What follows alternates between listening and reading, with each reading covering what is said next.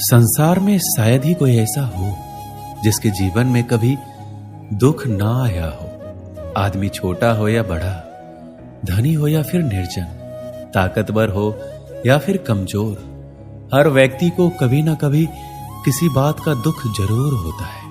यह दुख जब किसी के जीवन में आता है तो कुछ लोग उसका सामना करते हुए जल्द ही उबर जाते हैं, तो वहीं कुछ इस दुख के आते ही उसकी चिंता में घुलने लग जाते हैं। दुख के आने पर ना सिर्फ व्यक्ति की परीक्षा होती है, बल्कि इसके आते ही आपको अपने और पराये का भी पता लग जाता है। एक बार दुख ने सुख से कहा कि तुम बहुत भाग्यशाली हो, लोग तुम्हें ही पाना चाहते हैं। तब सुख ने कहा, भाग्यशाली मैं नहीं बल्कि तुम हो, क्योंकि तुम्हारे आते ही लोग अपनों को याद करने लग जाते हैं। तो वहीं जैसे मैं किसी के जीवन में प्रवेश करता हूं तो लोग अपनों को भूल जाते हैं। इंसान के जीवन में दो तरह के दुख होते हैं। पहला वह जिसकी अभिलाषा पूरी नहीं हुई, और दूसरा ये कि उसके जीवन की अभिलाषा पूरी हो गई। जीवन के सारे दुखों का एक ही कारण है। ऐसे में किसी भी प्रकार का कष्ट आने पर सबसे पहले उससे जुड़ी चिंता करना छोड़ दे, बल्कि उसे दूर करने की चिंतन करे। अगर थोड़े से आराम को छोड़ने से व्यक्ति की बड़ी खुशी मिलती है, तो एक समझदार व्यक्ति को चाहिए कि वो थोड़ा सा दुख या कष्ट सहते हुए बड़ा सुख हासिल करे। दुख किसी के साथ भेदभाव नहीं करता है, वह हर किसी के जीवन में आता है। इसलिए दुखी होने की बजाय उससे बाहर निकलने का प्रयास करना ही समझदारी होता है। इंसान का जीवन एक सिक्के के समान है, जिसके एक और सुख तो दूसरी ओर दुख होता है। उसके साथ कभी सुख तो कभी दुख लगा रहता है। ऐसे में जब सुख हो तो घमंड मत करना, और जब दुख आए तो थोड़ा सब्र करना।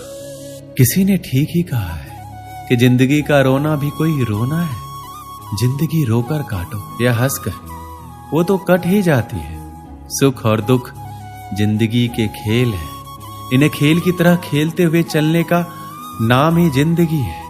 अगर दुखों को नजरअंदाज ना किया जाए तो जीना मुश्किल हो जाता है। दुख का प्रत्यस्थ रूप जितना बड़ा दिखाई देता है, अंदर से वो उतना ही खोखला और कमजोर होता है। अगर विचारों को मजबूत बनाकर रखा जाए तो दुख हवा के झोंके के साथ गायब होने वाली पानी के बुलबुलों की तरह होते हैं। दुख, तकलीफ, आपदाएं इंसान की जिंदगी के साथ जुड़ी हुई ऐसी अप्रासंगिक घटनाएं हैं जो क्षति पहुंचाकर हमें विचलित कर देती है। कभी कभी तो अविवेकी इंसान सहन शक्ति के अभाव में अपना होश खो बैठता है। मुसीबतों को टालने की कोशिश करते हुए भी हमारा मन विचलित हो ही उठता है।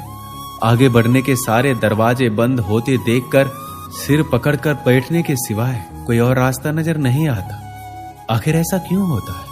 कारण है हमारी नकारात्मक सोच और चिंतन हम पर हावी हो जाते हैं। कहते हैं कि इंसान जैसा सोचता है वैसा ही बन जाता है।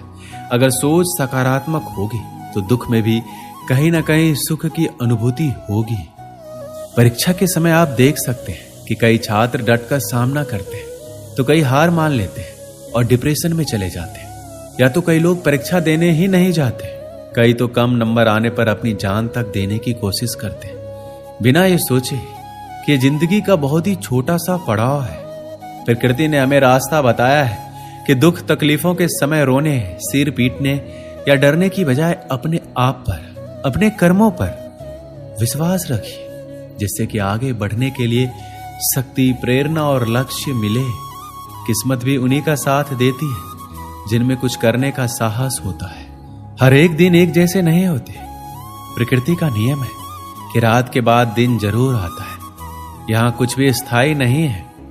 बुरे वक्त में हमें भी सुख रूपी सुबह का खुशी खुशी इंतजार करते रहना चाहिए, जो हमारे लिए एक नई ऊर्जा का निर्माण करती है। दूसरों से तुलना करके अपने भाग्य को कोसने की बजाय अपनी अच्छी बुरी आदतों, कमजोरियों और ताकतों को परखें और हिम्मत न हार कर आगे बढ़ते रहें। श्री कृष्ण कहते हैं, जीवन में कभी भी किसी चीज को लेकर अभिमान नहीं करना चाहिए, क्योंकि पत्थर जब पानी में गिरता है तो अपने वजन के चलते ही उसमें डूब जाता है। जिंदगी अध्यापक से ज्यादा सख्त होती है, क्योंकि अध्यापक आपको सबक सिखाने के बाद आपकी परीक्षा लेते हैं, लेकिन जिंदगी परीक्षा लेकर आपको सबक सिखाती है। जिस तरह हवा कभी भी एक दिशा में नहीं बहती, समय समय पर बदलती रहती है, कुछ ऐसे ही आपकी किस्मत भी है जो समय समय पर बदलती रहती है। इसलिए जीवन में आने वाले किसी भी दुख, नाकामयाबी से कभी निराश ना हो।